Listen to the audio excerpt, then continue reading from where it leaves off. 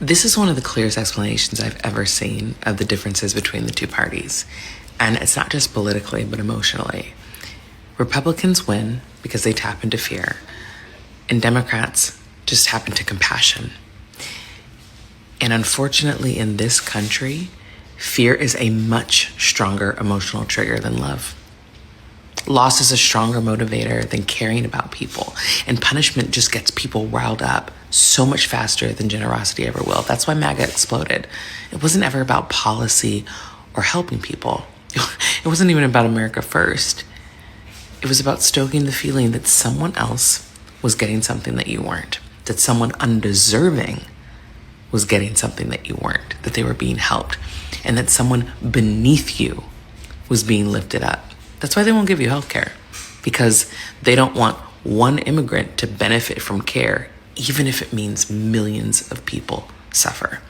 That's why they invented the fake crisis around voter fraud and voter ID laws, because they convinced you that undocumented people are voting for Democrats and rigging elections, even though that has been disproven time and time again. That's why they vilified trans people. Because 5 trans athletes in women's sports, and they've convinced you that women's sports are at risk, even though they do not care about women's sports.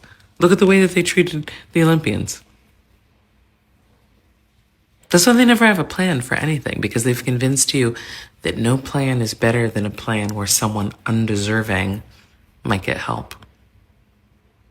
One party is driven by fear of loss, and the other is driven by commitment to caring for people. The two parties are not the same.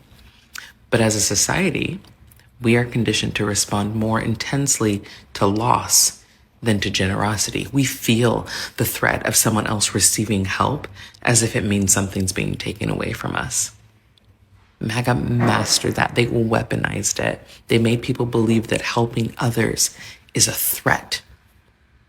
This comment lays out so perfectly the ideological differences.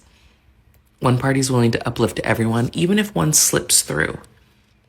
And the other party is willing to punish everyone just to block one. Which is so interesting to me, because only one of those ideologies aligns with Jesus, and it's not the party that claims to know him.